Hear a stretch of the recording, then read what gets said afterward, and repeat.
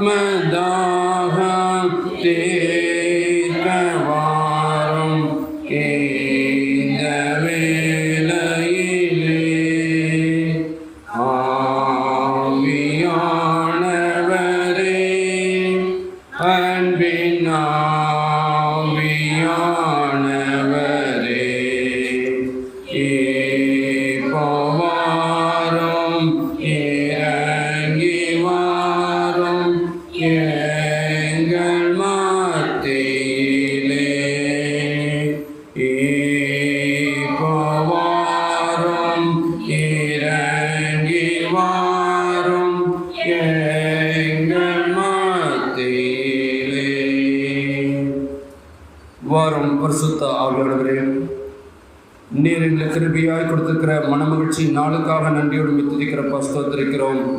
உம்முடைய பிள்ளைகளாகிய நாங்கள் உம்முடைய திருச்சமூகத்திலே ஒன்று கூடி மித்துதிக்கவும் ஸ்தோத்திரிக்கவும் அப்பாவுடைய வார்த்தையை கேட்கவும் கர்த்தாவே நாங்கள் காத்து நிற்கிறோம். அப்பா, இப்பொழுது அடியனை மறைத்து ஆவியானதாமே வெளிப்பட வேண்டுமா ஜெபிக்கிறோம். அன்றைக்கு சீசர்களை அனுப்புகின்ற பொழுது பேசுகிறவர் நீங்கள் அல்ல, பிதாவின் ஆவியானவரே உங்கள் மூலமாய் பேசுவார் என்று சொல்லி அனுப்பின தேவன் தாமே இப்பொழுதும் கர்த்தாவே எந்த நோக்கத்திற்காக அழைத்து வந்தீரோ அந்த நோக்கத்தை நிறைவேற்ற முடியாது உடைய வார்த்தை வெளிப்பட வேண்டுமா ஜெபிக்கிறோம். உடைய கருத்தில் தாழ்த்தி அர்ப்பணிக்கின்றோம். பொறுப்படுத்திக் கொள்ளும், வழிநடத்தும். எல்லா துதியை நாமையும் அடிக்கின்றோம். மீட்பரேசும் ஜெபிக்கிறோம் நல்ல பிதாவே, ஆமென். கர்த்தருக்குள் பிரியமானவர்களே, கடவுளுடைய பிரதான கிருபையினாலே இந்த மனமகிழ்ச்சியான ஓய்வு நாளிலே உங்களோடு இணைந்து கர்த்தரை ஆராதிக்கவும் அவருடைய வார்த்தையை கொடுக்கவும் கர்த்தர் அடியனுக்கு பாராட்டின கிருபைகளுக்காக இரக்கங்களுக்காக தேவாதி தேவனுக்கு துதி ஸ்தோத்திரங்களை ஏறெடுக்கின்றேன். அழைத்த அன்பு சகோதர அம்மா அவர்களுக்கும் நன்றியை தெரிவித்துக் கொள்கின்றேன். அப்படியாக வந்திருக்கிற உங்கள் யாவருக்கும் ஆண்டவரும் மீட்பரும் இரட்சகருமாகிய இயேசு கிறிஸ்துவின் இனிதான நாமத்தினாலே வாழ்த்துதலையும் வணக்கத்தையும் தெரிவித்துக் கொள்கின்றோம். அன்புக்குரியவர்களே, இன்றைக்கு ஒரு விசேஷித்த நாள். எத்தனை பேருக்கு தெரியும்? இன்றைக்கு நமக்கு ஒரு திருநாள், கிறிஸ்துவின் மறுரூப திருநாளை நாம் கொண்டாடி கொண்டிருக்கின்றோம். திருச்சபை அதற்காகத்தான் நம்மை அழைத்து வந்திருக்கின்றது. என்றால் பெந்தேகொஸ்து திருநாளுக்கு பின்வருகின்ற கடைசி ஓய்வு நாள் மறுரூப திருநாளாய் இருக்கின்றது. எனவே இன்றைக்கு நாம் வாசித்த அந்த நற்செய்தியை பார்க்கின்ற பொழுது அந்த மறுரூப மலையிலே என்ன நடந்தது, எத்தனை சீசர்கள் அவரோடு கூட இருந்தார்கள் என்பதை நாம் பார்க்க முடிகின்றது. ஒருவேளை அடியனுக்கு அந்த மறுரூப மலையின் மேல் போய் நிற்கக்கூடிய மாபெரும் சிலாக்கியத்தை 2016ஆம் ஆண்டிலே கர்த்தர் கொடுத்தார். இன்றைக்கும் அந்த மலையிலே போனால் கர்த்தருடைய பாதம் இருக்கின்றது. எனவே அன்புக்குரியவர்களே, இன்றைக்கு அதை வாசிக்கின்ற பொழுது அந்த மலையின் மேல் இருக்கின்ற அந்த சூழ்நிலை ஒருவேளை இன்றைக்கு நமக்கு நன்கு தெரியும். இன்றைக்கு எங்கே நடக்கணும்? அம்மாப்பட்டி அழைத்தல் ஆராதனை நடக்கணும், அப்படி தானே? ஆனால் கடவுளுடைய பெரிதான கிருபை என இன்றைக்கு நாம் இந்த குன்றின் மேல் இந்த மலையின் மேல் நாம் ஆராதித்துக் கொண்டிருக்கின்றோம். நேற்று தினத்திலே அம்மா போட்டவுடன் அம்மாவோட கேட்டேன், கொடிரோடு இல்லையா, அம்மா விட்டு இல்லையா? அப்போ கொடிரோடுனாங்க. இந்த இடம் என்பதை நாம் அடிக்கடி நான் உங்களுக்கு சொல்லியிருக்கின்றேன். இந்த இடம் நீங்கள் நான் முன்குறித்த இடம் அல்ல. நம்மிடத்தில் இருந்த நம்முடைய சாண்டகிரின் பிஷப் ஐயா தன்னுடைய ஓய்வு பெற்ற நாட்டிலே தன்னுடைய நாட்டுக்கு திரும்பி செல்கின்ற வேளையிலே அவர் கிராமங்களிலே அவர் வந்திருக்கின்றார். அப்படியாக அம்மாவட்டி கிராமத்துக்கு வந்து செல்கின்ற பொழுது இன்றைக்கு இருக்கின்ற இந்த பள்ளம் கிடையாது. நம்ம மேலே ஏறி போவோம்.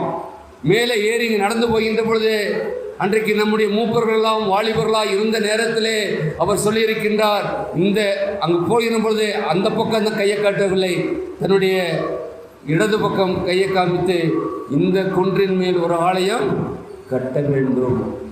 யார் சொன்னது? சாண்டகிரிஸ் பிஷப் ஐயா ஓய்வு பெற்று செல்கின்ற பொழுது இந்த இடத்தை அவர் காண்பித்து சென்றார் என்று சொல்லி அதற்கு பிற்பாடு வந்த நம்முடைய முன்னோர்கள் கர்த்தருடைய வழிநடத்துதலோடு கூட அந்த தீர்க்கதரிசன வார்த்தை நிறைவேறின இடம் இந்த இடம். எனவே நாம் இந்த இடத்துல இந்த நாளில் இருக்கின்ற சொன்னால் மறுரூப திருநாளிலே அன்றைக்கு ஆண்டவர் அங்கே வெளிப்பட்டார் என்று சொன்னால் இன்றைக்கும் நம் மத்தியிலே அந்த மேக ஸ்தம்பங்கள் நம்மை வழிநடத்த சித்தமுள்ளதாய் இருக்கிறது என்று நாம் அறிந்து கொள்ள அழைக்கப்படுகின்றோம். அன்புக்குரியவரே, இன்றைக்கு நமக்கு கொடுக்கப்பட்ட அருளுரை பகுதி எடுத்து வைத்துக்கொள்ளும். யாத்திராகமம் 24ஆம் அதிகாரம் 1-2 வசனமும் 9 முதல் 18 வசனம் இந்த நாளிலே நமக்கு கொடுக்கப்பட்டிருக்கின்றது. இந்த யாத்திராகமம் பார்க்கின்ற பொழுது என்னால் வாசிக்க வைத்துக் கொள்வோம். அதை அப்படி சொல்கின்ற பொழுது நீங்கள் வாசித்தால் போதும். யாத்திராகமம் என்று சொல்கின்ற பொழுது எபிரேய மொழியிலே சேமோத் என்ற பெயர், சேமோத் என்று அழைக்கப்படுகின்றது. அதற்கு என்ன பொருள் என்று பார்க்கின்ற பொழுது பெயர்கள் இவைகளே, பெயர்கள் இவைகளே என்ற அந்த வார்த்தை தான் அந்த எபிரேய மொழிக்கு. ஆனால் யாத்திராகம் என்று சொல்கின்ற பொழுது நம்முடைய இறை அறிஞர்கள் சொல்கிறார்கள் வெளியேறுதல். அப்படினால் நம்முடைய மக்கள் 450 ஆண்டு காலம் இஸ்ரேல் எகிப்திலே அடிமைத்தனத்தில் இருந்த பொழுது கர்த்தர் அவர்களை அங்கிருந்து மோசையின் மூலமாய் வெளிநடத்தி வருகின்ற அதை குறிப்பிடுகிறது தான் யாத்திராகமம் என்று பார்க்கின்றோம். அந்த சீனாய் மலை வழியாக வந்திருக்கின்றார். இது கிமு 1688 எழுதப்பட்ட வார்த்தை. எனவே இங்கு பார்க்கின்ற போது மோசே சீனா மலையிலே ஏறினார் என்று சொன்னால் இன்றைக்கு நாங்கள் சென்ற பொழுது அதே சீனா மலையிலே அதே மோசேக்கு கர்த்தர் வெளிப்படுத்தின அதே இடத்துல இருந்து முழங்கால் படியிட்டு ஜெபிக்கக்கூடிய மகாபெரிய சிலாக்கியம் கிடைத்தது. ஒருவேளை நம்மை அழைத்து செல்கிறவர்கள் எப்பொழுது அழைத்து செல்வார்கள்? சீனா மலைக்கு நடு இரவிலே ஒட்டகம் மேலே பாதித்தூரம் கூப்பிட்டு போவாங்க. பாதித்தூரம் தான் போக முடியும், அதுக்கு மேலே நடந்து தான் கூப்பிட்டு போவாங்க. அவர்கள் எங்கு விளக்கு அடிக்கிறார்களோ அவர்கள் அடிக்கின்ற அதே பாதையிலே நாம் மேலே செல்ல வேண்டும். இரவு 12 மணிக்கு நாங்கள் கிளம்பியவர்கள் மேலே உச்சியில் போகும்போது காலை 5:15 மணி. அவ்வளவு குளிர் வாட்டுகின்ற நேரம். ஆனால் கொஞ்சம் நேரம் கழித்து ஒரு 6:30 மணி 7 மணி இருக்கும். சூரியன் வருகின்ற பொழுது சூரியன் மேலே இல்லை, கீழே நமக்கு தெரிந்தது. அவ்வளவு பெரிய இடத்துல அது வந்தது பிற்பாடு ஜெபித்து விட்டு நாங்கள் கடந்து வருகின்ற போது நாங்கள் 29 பேர் போனோம். ஆனால் அங்கே வந்தது 6 பேர் தான். 9 பெண்கள் வந்தார்கள், கருளின் மாத்திரம்தான் அதில் மேலே வந்தது என்றால் அது எனக்கு துணையாக வருகின்றதா? ஏன்னா நான் ஹார்ட் பேஷண்ட்டு, என்ன இவ்வளோ தூரம் மலை ஏறுறாங்க கூட துணைக்கு வருவோம்னு சொல்லி எனக்கு துணையாக வந்ததுனால தான் அவ்வளோ தூரம் வந்தது. காலையிலே நாங்கள் இறங்குகின்ற பொழுது நீங்கள் என்ன நினைத்தாலும் நினைக்காவிட்டாலும் அதை விட்டு இறங்குகின்ற பொழுது நம்ம திருப்பூர்மலை பார்த்துருக்கீங்கள, ஒரு அடி நம்ம அவங்க காமிச்ச பாதையை விட்டு கீழே விட்டாலும் கிடுகிடு பள்ளம் பாறை. அந்த நடந்து போன பாதையை பார்த்தா இதுலையா நம்ம ராத்திரி வந்தோம். ஒருவேளை பகலில் கூப்பிட்டு போனாங்கன்னா நிச்சயம் நம்ம ஏற மாட்டோம். கொஞ்சம் கால் தான் கீழே பள்ளம்தான், பாறை. ஆனால் மோசே 40 நாட்கள் கடவுளோடு கூட இருந்த இடம். இந்த இடத்துல இன்றைக்கும் முழங்கால் படியிட்டு ஜெபிக்கக்கூடிய ஒரு இடமாக இருக்கின்றது. ஒரு ஆலயம் கட்டப்பட்டிருக்கின்றது. அன்புக்குரியவர்களே, முன்னாடி சீனா மலையிலே ஆண்டவர் சென்ற சீனாய் மலையிலே மோசேக்கு ஆண்டவர் தரிசனமான அந்த இதை நாம் நினைவு கூறுகின்றோம். அதைத்தான் இந்த நாளிலே நமக்கு அருளுரை பகுதியாக கொடுக்கப்பட்டிருக்கின்றது. இந்த 24ஆம் அதிகாரத்தை பார்க்கின்ற பொழுது அங்கு சொல்லப்படுகின்ற காரியம் என்ன? பாவமுள்ள மனிதன் தேவனோடு இடைப்படுகிறார் என்பதை தான் இந்த பகுதி சுட்டி காட்டுகின்றது. பரிசுத்தமுள்ள தேவனை பாவமுள்ள மனிதனோடு கூட இடைப்படுகின்றார் என்பதை காட்டுகின்றது. என்னால் தேவன் மனிதனோடு பேசவும் அவர் ஆண்டவர் விரும்புகின்றார். அவர் என்ன சொல்கின்ற பொழுது நமக்கு வாழ்வதற்குரிய கட்டளைகளை கொடுக்க அவர் சித்தமுள்ளவராய் இருக்கின்றார். இந்த நாளிலே வாசித்த பகுதியை 2 தலைப்புகளிலே தியானிக்க பரிசுத்த ஆவியார் நமக்கு பேசுவார். ஒன்று மக்களின் அர்ப்பணிப்பு, இரண்டாவது மோசேயின் அர்ப்பணிப்பு. நாம் வாசித்த மக்களின் அர்ப்பணிப்பு என்று சொல்கிற பொழுது 1-2 வசனங்களை வாசிக்கலாம். பின்பு மோசேயை நோக்கி, நீயும் ஆரோனும் நாதாபும் அபியும் இஸ்ரவேலின் மூப்பரில் 70 பேரும் கர்த்தரிடத்தில் ஏறி வந்து தூரத்திலிருந்து பணிந்து கொள்ளுங்கள். மோசே மாத்திரம் கர்த்தரிடத்தில் சமீபமாய் வரலாம், அவர்கள் சமித்து வரலாகாது. ஜனங்கள் அவனோடு கூட ஏறி வர வேண்டாம் என்றான். 9ஆம் வசனம் 9-11. பின்பு மோசேயும் ஆரோனும் நாதாவும் அபியும் இஸ்ரவேலுடைய மூப்பரில் 70 பேரும் ஏறி போய் இஸ்ரவேலின் தேவனை தரிசித்தார்கள். அவருடைய பாதத்தின் கீழே நீல கல்லிலிருந்த வேலைக்கு ஒப்பாகவும் தெளிந்த வானத்தின் பிறப்பைக்கு ஒப்பாகவும் இருந்தது. அவர் இஸ்ரவேல் புத்திரருடைய அதிபதிகள் மேல் தம்முடைய கையை நீட்டவில்லை. அவர்கள் தேவனை தரிசித்து பின்பு புசித்து கொடுத்தார்கள். அன்புக்குரியவர்களே, இங்கு சொல்லப்படுகின்ற காரியம், ஆண்டவர் என்ன சொன்னாரோ மோசேக்கு அதை அவர் மக்களுக்கு சொன்னார். அந்த மக்கள் அதற்கு தங்களை அர்ப்பணித்தார்கள் அல்லது கீழ்ப்படிந்தார்கள் என்பதை நாம் பார்க்கின்றோம். கர்த்தரின் வாழ்க்கைக்கு கீழ்ப்படிவோம் என்று சொல்லி அங்கு அர்ப்பணிக்கின்ற ஒரு வாழ்க்கையை பார்க்கின்றோம். அன்புக்குரியவர்களே, நாம் மக்களின் அர்ப்பணிப்பை யோசுவா புஸ்தகம் 24ஆம் அதிகாரம் 15 முதல் 24 பார்க்க முடியும். அங்கும் பார்க்கின்றோம். யோசுவா 15ஆம் வசனத்திலே சொல்கிறார், நானும் என் வீட்டார்வம் என்றால் கர்த்தரையே சேவிப்போம். அடுத்த வசனம் சொல்கின்றது 24 சொல்கின்றார், ஜனங்கள் யோசுவாவை நோக்கி நம்முடைய தேவனாய் கர்த்தரை சேவித்து அவருடைய சத்தத்திற்கே கீழ்ப்படிவோம். அப்படினால் என்ன பொருள்? ஆண்டவருடைய வார்த்தையை வாரம் வந்து கேட்கின்றோமே, கேட்கின்ற நீங்களும் நானும் என்ன செய்ய வேண்டும்? ஆண்டவரே, உம்முடைய வார்த்தைக்கு நாங்கள் கீழ்ப்படிவோம் என்று நாம் தீர்மானம் எடுக்க வேண்டும். இதனால் நம்மை பார்க்கின்ற பொழுது நாம் தீர்மானம் எடுக்காதபடி நாம் வாழ்வோம் என்று சொன்னால் ஆண்டவர் நம்மோடு கூட இடைபட முடியாது. ஒரு அர்ப்பணிப்போடு கூட ஆண்டவருடைய திரு சமூகத்திலே வருகின்ற பொழுது நம்மை அர்ப்பணிக்க வேண்டும். ஆண்டவராகிய இயேசு கிறிஸ்து பிதாவினுடைய சித்தத்திற்கு திட்டத்திற்கு தன்னை அர்ப்பணித்ததன் மூலமாகத்தான் தன்னை முற்றிலுமாக கல்வாரிக்கு தன்னை ஒப்பு கொடுத்தார், தியாக பலியாக ஒப்பு கொடுத்தார், பரிசுத்தமுள்ள இரத்தத்தை சிந்தினார் என்று நாம் பார்க்கின்றோம். அப்படியே நம்முடைய வாழ்க்கையிலே நாம் எப்பொழுது அர்ப்பணிக்கின்றோமோ அப்பொழுதுதான் நாம் கீழ்ப்படிதல் உள்ளவர்களாக இருப்போம். ஏதோ வார்த்தைக்கு வரோம், ஏதோ சொல்றாங்க, ஏதோ கேட்கின்றோம் என்று செல்ல அழைக்கப்பட்ட மக்கள் அல்ல, அதன்படி நாம் வாழ அழைக்கப்பட்டவர்களாக இருக்கின்றோம். அங்கு பார்க்கின்ற பொழுது 3 முதல் 8 வசனங்களை பார்க்கவும் சொன்னால் அங்கு அவர்கள் தேவனை நெருங்கி சேர முடியாத அங்கு இருக்கின்றார்கள். அவர்களுக்கு ஒரு பரிசுத்தம் தேவைப்படுகிறது. அப்படினால் அவர்கள் என்ன செய்கின்றார்கள்? மக்களிடத்தில் தூய்மை இல்லாதனால் அவர்கள் பலிகளை செலுத்தி தங்களை சுத்திகரித்துக் கொள்கிறார்கள் சொல்லி 3 முதல் 8 வசனங்களை பார்க்கின்றோம். அப்படினால் ஒரு சுத்திகரிப்பு தேவை. கர்த்தருடைய வார்த்தையை நாம் கேட்கின்ற பொழுது நம்முடைய உள்ளம் சுத்திகரிக்கப்பட வேண்டும், நம்முடைய இல்லம் சுத்திகரிக்கப்பட வேண்டும், நம்முடைய வாழ்க்கை சுத்திகரிக்கப்பட வேண்டும். அப்படியே சுத்திகரிக்கின்ற பொழுதுதான் தேவனுடைய வார்த்தைக்கு நீங்கள் நானும் எதிராக செயல்படாதபடி நாம் வாழ்வோம். எதிராக கர்த்தருடைய வார்த்தைக்கு நாம் எதிராக செயல்போம் என்று சொன்னால் அது மிகப்பெரிய ஒரு சாபமாய் முடிந்துவிடும். நமக்கல்ல, நம்முடைய பின் சந்ததிக்கு அந்த சாபத்தை நீங்கள் நானும் விட்டு செல்கின்றவராய் இருக்கின்றோம். கர்த்தர் ஏதோ வார்த்தையை கொடுக்கின்றார், அதை கேட்டு கேட்டு எப்படி வாழலாம் என்று சொல்லி நாமே செய்கின்ற காரியம் நீதி என்று சொல்லி நாம் வாழ்வோம் என்று சொன்னால் அது சாபமாய் முடியும் என்று பார்க்கின்றோம். அங்கு பார்க்கின்ற பொழுது அங்கு 9-11 வருஷங்களே மக்கள் தேவ வார்த்தையை ஏற்றுக்கொண்டது மட்டுமல்ல, அதை உறுதிப்படுத்தும் விதமாக இஸ்ரவேலின் மூப்பர்களை கர்த்தர் அழைக்கின்றார். 70 பேரை மூப்பர்களை அழைக்கின்றார் என்று சொன்னால் அவர்களும் ஏறி செல்கின்றார்கள். ஆனால் மோசே சொன்ன மாத்திரத்திலே எங்கு சொன்னாரோ அங்கேயே நின்று விட்டார்கள். நாங்கள் பெரியவர்கள், நாங்கள் மூப்பர்கள், எனவே நாங்கள் இதெல்லாம் செய்வோம் என்று சொல்லி அவர்கள் செய்யவில்லை. ஆண்டவர் மோசேக்கு என்ன சொன்னாரோ இந்த இடத்துல நில்லுங்கள் என்று சொல்லிவிட்டு மோசே மாத்திரம்தான் அங்கு சென்றார் என்று பார்க்கின்றோம். அன்புக்குரியவர்களே, எனவே ஆண்டவருடைய திருச்சமூகத்திலே வருகின்ற பொழுது நம்முடைய பெருமையை, நம்முடைய படிப்பை, நம்முடைய அந்தஸ்தை, நம்முடைய அதிகாரத்தை நாம் செலுத்த வரவில்லை.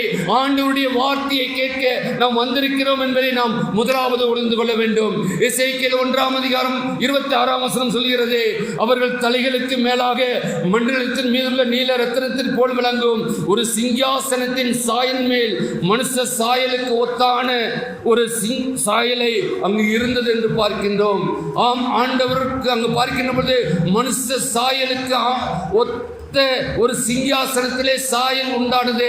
அதனால் ஆண்டவர் உங்களையும் என்னையும் எப்படி படைத்திருக்கின்றார் என்றால் அவருடைய சாயலாக படைத்திருக்கின்றார். எனவே நீங்கள் நானும் சிங்காசனத்துக்கு முன்பாக, வீட்டிற்கிறவருக்கு முன்பாக நீங்கள் நான் நிற்கத்தக்கதான ஒரு வாழ்க்கை வாழ அழைக்கப்படுகின்றோம். இதைத்தான் வெளிப்படுத்தின விசேஷத்திலே பார்க்கின்ற பொழுது யோவான் சொல்கின்றார். வெளிப்படுத்தின விசேஷம் 4:2 உடனே ஆவிக்கு உள்ளானே, அப்பொழுது இதோ வானத்திலே ஒரு சிங்காசனம் வைக்கப்பட்டிருந்தது, அந்த சிங்காசனத்தின் மேல் ஒருவர் வீற்றிருந்தார்.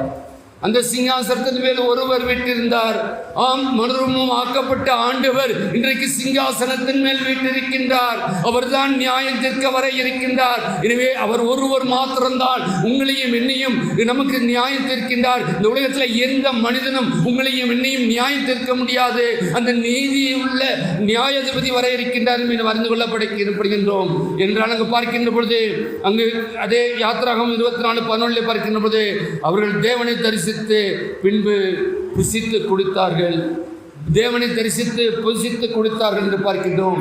ஆம், ஆண்டவரை ஆராதிக்க வருகின்ற நீங்கள் நானும் ஆண்டவர் நமக்கு கொடுக்கின்ற எல்லா ஆசீர்வாதங்களையும் பெற்று இந்த உலகத்தை நாம் வாழ்ந்து சுகித்திருக்க முடியாது ஆண்டவர் நம்மை அழைத்திருக்கின்றார் என்று மறந்து கொள்ள அழைக்கப்படுகின்றோம். நாம் வாசித்த முதலாம் பழைய பாட்டு 10 ஏசாயா 61:11 கர்த்தராகிய ஆண்டவர் எல்லா ஜாதிகளுக்கு முன்பாக நீதியையும் துதியையும் உழைக்க பண்ணுவார். அவர்தான் சொன்ன வார்த்தை சொன்னதுதான் தீர்க்கதரிசன வசனங்கள் நிறைவேறிக் கொண்டிருக்கின்றது. எனவே நீங்கள் நானும் துதிக்கின்றோமோ துதிக்கலையோ எல்லா ஜாதிகளுக்கு முன்பாக நீதியையும் துதியையும் முளைக்க பண்ணுவேன் என்று சொல்கிறார். ஒரு முளை எப்படி வளரும்? நட்டுட்டா வளர்ந்துருமா? அதுக்கு தண்ணி ஊற்றி அது முளைச்சி வருகின்ற பொழுது, அந்த முளை வருகின்ற பொழுது எவ்வளவு சந்தோஷப்படுறோம். ஆண்டவர் அதைத்தான் விரும்புகிறார். நம்முடைய வாழ்க்கை இந்த நாட்களிலே ஆண்டவர் மறுரூப மலையிலே நம்மை அழைத்து வந்திருக்கின்றார். மறுரூப மலையிலே அவர் நம்மோடு கூட இடைப்பட சித்தமுள்ளவராக இருக்கின்றார். இவை நீங்கள் நானும் துதியும் நீதியும் அவரிடத்திலே கொடுக்கவும் அதன் மூலமாய் கிடைக்கின்ற சகல ஆசீர்வாதங்களையும் நாம் பெற்றுக்கொள்ள அழைக்கப்பட்டவர்களாக இருக்கின்றோம். இரண்டாவது, மோசேயின் அர்ப்பணிப்பு. நாம் வாசித்த அதே 12 பார்க்கின்ற பொழுது அங்கே பார்க்கின்ற 12ஆம் வசனம், அப்பொழுது கர்த்தர் நோக்கி, நீ மலையின் மேல் என்னிடத்திற்கு ஏறி வந்து அங்கே இரு, நான் உனக்கு கற்பனைகளையும் நீ அவர்களுக்கு உபதேசிப்பதற்கு நான் எழுதின நியாயப்பிரமாணத்தையும் கற்பனைகளையும் உனக்கு கொடுப்பேன் என்றார். ஆண்டவருடைய திரு சமூகத்திலே வந்திருக்கிற நீங்கள் நானும் ஆண்டவர் கொடுக்கின்ற கற்பனைகளையும் கட்டளைகளையும் பெற்றுக்கொள்கின்றவர்களாக இருக்க அழைக்கப்படுகின்றோம். அன்றைக்கு மோசே கொடுத்த அதே கட்டளையும் நியாயப்பிரமாணத்தையும் இன்னைக்கு ஆண்டவர் நமக்கு கொடுக்கின்றார். எனவே அதை நாம் பெற்றுக்கொள்கத்தக்கதாய் நாம் வருகின்றோம். அப்பொழுது மோசே தன் ஊழியக்காரனாய் யோசுவாவோடு இருந்து போனான். மோசே தேவ பருவத்தில் ஏற்போகையில் அவன் மூப்பரை நோக்கி, நாங்கள் உங்களிடத்தில் திரும்பி வரும் மட்டும் நீங்கள் இங்கே எங்களுக்காக காத்திருங்கள் என்று சொல்லி பார்க்கின்றோம். காத்திருக்கின்ற ஒரு அனுபவம் இன்னைக்கு நம்முடைய வாழ்க்கையில் உண்டா? காத்திருக்கின்றோமா? கடவுள் திருச்சமூகத்தில் அநேக ஜெபங்களை ஏறடிக்கின்றோம், அநேக விண்ணப்பங்களை ஏறடிக்கின்றோம். ஆனால் காத்திருக்கின்றோமா? ஆண்டவர் ஏற்ற வேளையிலே நம்மை உயர்த்துவார் என்று சொல்லி அவருடைய பள்ளத்த கருத்துக்குள்ளாக அடங்கி இருக்கின்றோமா? காத்திருக்கின்ற காலமாய் இல்லையே. இன்றைக்கு பார்க்கின்ற எல்லாம் அவசரம், எல்லாம் இன்ஸ்டன்ட், உடனேக்கு உடனே. அன்புக்குரியவர்களே, தேவன் உலகம் எப்படியோ இருந்து போகட்டும், ஆனால் அவருடைய பிள்ளைகளாய் அழைக்கப்பட்டிருக்கின்ற நீங்கள் நானும் அவருடைய திருச்சமூகத்தில் வந்து காத்திருக்க வேண்டும். ஒவ்வொரு நாளும் நாம் காத்திருக்கின்ற பொழுது ஆண்டவர் அந்த நாளுக்குரிய ஆசீர்வாதங்களை நிச்சயமாக நமக்கு கொடுக்க சித்தமுள்ளவராக இருக்கின்றார். இவை நீங்கள் நானும் காத்திருக்க அழைக்கப்படுகின்றோம். காத்திருக்கின்ற பொழுது அங்கு பார்க்கின்ற என்ன நடக்கின்றது? அங்கு பரிஞ்சாவசம் சொல்கின்றது, மோசே மலையின் மேல் ஏறின போது என்ன பண்ணலாம்? ஒரு மேகம் மலையை மூடிற்று. அங்கு மேகம் மலையை மூடிற்று. கர்த்தருடைய மகிமை சீனாய் மலை மேல் தங்கி இருந்தது. ஹல்லேலூயா, ஹல்லேலூயா. இன்னைக்கு நம்ம வந்திருக்கிறோமே, இந்த மலையின் மீது ஆண்டவருடைய மேகம் இன்றைக்கு இறங்கி வர சித்தமுள்ளதாக இருக்கின்றது. அதை காண நாம் அவரிடத்திலே கீழ்ப்படிந்து நாம் காத்திருக்கின்ற பொழுது, எப்பொழுதெல்லாம் இங்கு வருகின்றோமோ நம்மை ஒரு மேகம் நம்மை சூழ்ந்து கொள்ள, அந்த மேகம் நம்மை ஒரு மகிமையான வாழ்க்கைக்குள்ளாக நம்மை வழிநடத்த உள்ளதாக இருக்கின்றது. இங்கு பார்க்கின்றோம், 7ஆம் நாளிலே அந்த மேகத்தின் நடுவிலிருந்து மோசையை கூப்பிட்டார். எத்தனை நாள் காத்திருந்தாரு? 7 நாள். நம்ம 7 நாளும் உலகத்துக்குள்ளே இருக்கோம். 7ஆம் நாள் அப்படிதானே? எல்லா நாளும் போயிடுறோம், வாரம். ஆண்டவர் கூப்பிடுவது என்ன? இன்றைக்கி மோசை இருக்கிற 7ஆம் நாளிலே இடைப்பட்ட கர்த்தர். இன்றைக்கு நம்முடைய வாழ்க்கையிலே மனமகிழ்ச்சியான ஓய்வு நாளிலே நாம் எப்பொழுதெல்லாம் வருகின்றோமோ நம்மோடு கூட இடைபடுகின்றவராக இருக்கின்றார், அங்கு கூப்பிடுகின்றவராக இருக்கின்றார். ஏன்னால் நம் ஒவ்வொருவருடைய பெயரையும் அவர் அறிந்திருக்கின்றார். நீங்கள் நானும் தாயின் கருவிலை உருவாக்குமாகவே உங்களையும் என்னையும் பெயர் சொல்லி அழைத்த கர்த்தர் அன்றைக்கும் அழைத்து கொண்டிருக்கின்றார். அவருடைய சத்தத்தை கேட்கின்றவர்களாக இருக்கின்றோமா என்று நாம் சிந்தித்து பார்க்க அழைக்கப்படுகின்றோம். அன்புக்குரியவர்களே, யாத்திராகமம் 19:9 பார்க்கின்ற போது கர்த்தர் மோசையை நோக்கி, நான் உன்னுடனே பேசும்போது ஜனங்கள் கேட்டு உன்னை என்றைக்கும் விசுவாசிக்கும்படி நான் கார்மேகத்தின் உன்னிடத்திற்கு வருவேன் என்றார். அவர் சொன்னார், கார்மேகத்தின் மேல் உன்னிடத்தில் வருவேன். அப்படியாக இன்றைக்கு சீனாய் மலையிலே ஏறுகின்ற பொழுது அந்த மேகம் அவரை மூடிற்று என்று பார்க்கின்றோம். அது மட்டுமல்ல, அங்கு பார்க்கின்ற பொழுது யாத்திராகமம் 16:10 கர்த்தருடைய மகிமை மேகத்திலே காணப்பட்டது. மேகம் என்று சொல்கின்ற போது ஆண்டவர் ஆவியானவர் இன்றைக்கும் அசைவாடி கொண்டிருக்கின்றார். அன்றைக்கு ஆதியிலே உலகம் தோன்றும் முதலே அபரிசுத்த ஆவியானவர் ஜலத்தின் மேல் அசைவாடினார் என்று சொன்னால், இன்றைக்கும் அவர் அசைவாடுகின்ற கர்த்தராய் ஆவியின் அபிஷேகத்தை பெற்று நீங்கள் நானும் அவருக்குள்ளாக வாழ அழைக்கப்பட்டவர்களாக இருக்கின்றோம். இன்றைக்கு வாசித்த 97ஆம் சங்கீதத்தில் பார்க்கின்ற போது 97:2-3 வாசிக்கலாம். சங்கீதம் 97:2-3. மேகமும் மந்தாரமும் நீதியும் நியாயமும் அவரது சிங்காசனத்தின் ஆதாரம். அக்கினி அவருக்கு முன் சென்று சுற்றிலும் இருக்கிற அவருடைய சத்துருக்களை சுத்திகரிக்கிறது. நாம் சொன்னோம் அவருடைய அக்கினி நம்மை பட்சிக்கின்ற அக்கினிமயமான ஆண்டவரை ஆராதிக்கின்றோம். நீதியோடும் நேர்மையுமே வாழும் சொன்னால் அது நமக்கு அபிஷேக அக்கினியாக இருக்கின்றது. நாம் பாவத்திலும் அவிசுவாசத்திலும் நாம் வாழ்வோம் என்று சொன்னால் அதை நாம் சுத்திகரிக்கின்றதா இருக்கிறது என்பதை நாம் அறிந்து கொள்ள அழைக்கப்படுகின்றோம். சங்கீதக்காரன் சொல்கின்றார், அங்கு பார்க்கின்றோம், நீதியும் நியாயம் அவருடைய சிங்காசனத்தின் ஆதாரம். அதுதான் அவருடைய ஆதாரமாக இருக்கின்றது என்பதை நாம் அறிந்து கொள்ள அழைக்கப்படுகின்றோம்.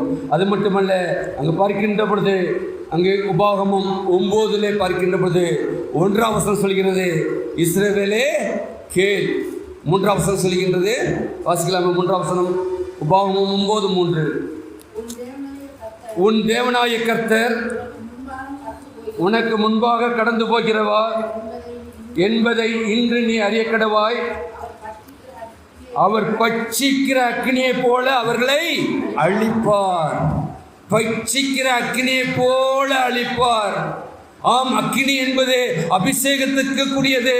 அதே அக்கினி தான் நாம் நீதியோடும் நேர்மையோடும் பொய்யும் புரட்டும் பேசிக்கொண்டு இந்த உலகத்திலே வாழ்வோம் என்று சொன்னால், நீதிக்கு புறம்பாக இருப்போம் என்று சொன்னால், நம்முடைய வாழ்க்கையிலே அதுதான் நம்மை சுத்திகரிக்கின்றதா இருக்கின்றது. அப்படினால் சுத்திகரிக்கின்ற பொழுது, ஒருவேளை ஆண்டவரே என்னை நீ சுத்திகரியும், ஆண்டவரே என்னுடைய வாழ்க்கையை நீர் அறிந்திருக்கிறீரப்பா, நீர் கர்த்தாவே இந்த நாளில் என்னை சுத்திகரியும் என்று சொல்லி நம்மை ஒப்பு கொடுக்கின்ற அர்ப்பணிக்கின்ற ஒரு வாழ்க்கையை கர்த்தர் எதிர்பார்க்கின்றார். அன்புக்குரியவர்களே, நாம் எப்படி வாழ்ந்து கொண்டிருக்கின்றோம்? நாளைக்கு கானானியர்களை பார்க்கின்ற பொழுது அவர்களுக்கு கானான் தேசத்தை கொடுத்தார். ஆனால் அவர்கள் தனக்கென்று விக்கிரகளை உண்டு பண்ணின பொழுது அவர்களை அவர் அழித்தார் என்று பார்க்கின்றோம். ஆம் அன்புக்குரியவர்களே, புதிய இஸ்ரவேல் மக்களாய் அழைக்கப்பட்டிருக்கின்ற உங்களுக்கும் எனக்கும் இன்னைக்கு நாம் வாழ்கின்ற இவ்விடம்தான் நமக்கு கானான். அன்றைக்கு அவர்களை அழைத்துக் கொண்டது போல இன்னைக்கு நமக்கு முன்னோர்களை கொடுத்த இடத்தை இன்னைக்கு நம்ம சுதந்திரத்துக் கொள்ளும்படியாக கர்த்தர் வைத்திருக்கின்றாரே. ஆனால் நாம் புதிய இஸ்ரவேல் மக்களாக இருக்கின்றோம். ஆனால் நம்முடைய வாழ்க்கையிலே நாம் எப்படியாக இருக்க அழைக்கப்பட்டவர்களாக இருக்கிறோம் என்று நாம் அறிந்து கொள்ள அழைக்கப்படுகின்றோம். அது மட்டுமல்ல, நாம் வாசித்த அதே யாத்திராகம் 24:18 பார்க்கின்ற போது, யாத்திராகம்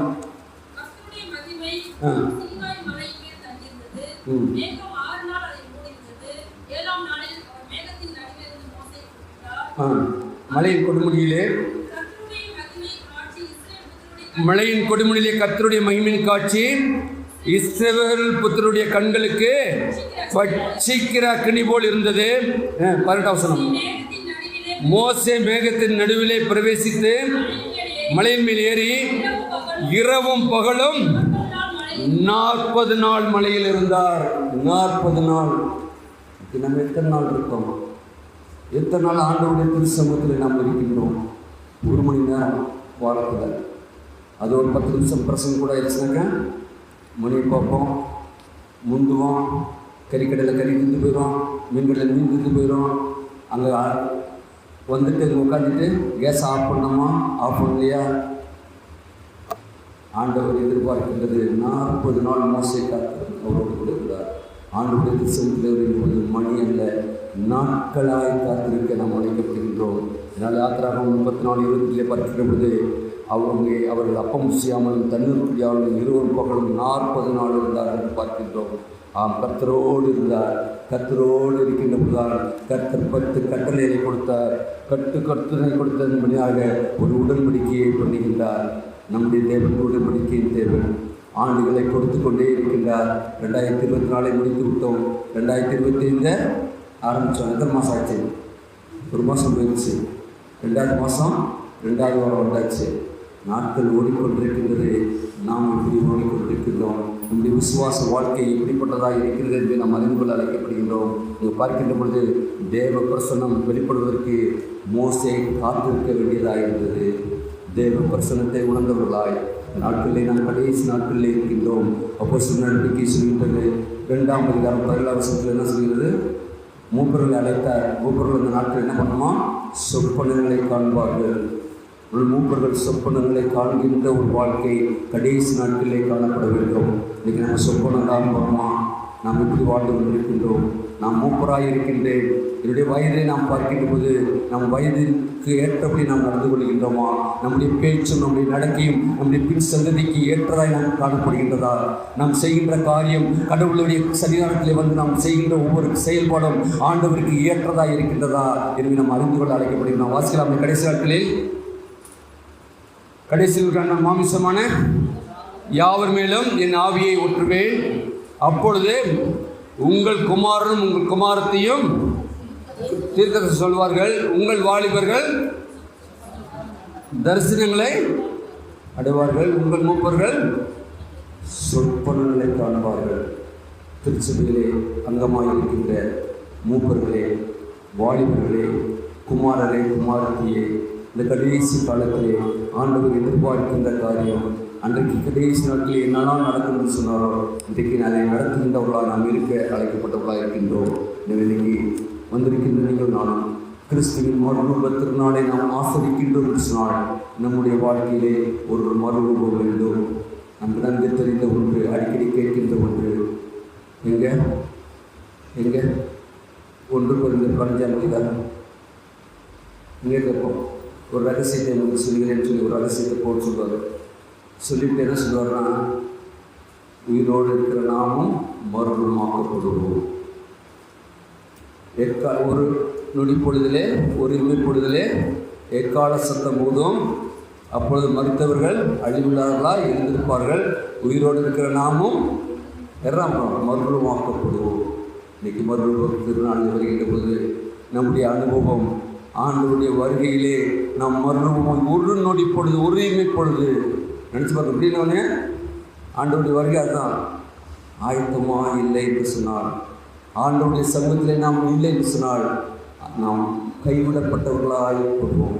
இன்றைக்கு அநேகர் தூங்குவதற்காகவே ஆலயத்துக்கு வருகின்றார்கள். அது பார்த்துருக்கீங்களா? வீட்டிலலாம் தூங்குறதுக்கு இடம் இல்லை. வீடு இருக்கும், பெட் இருக்கும், ஏசி இருக்கும், எல்லாம் இருக்கும்.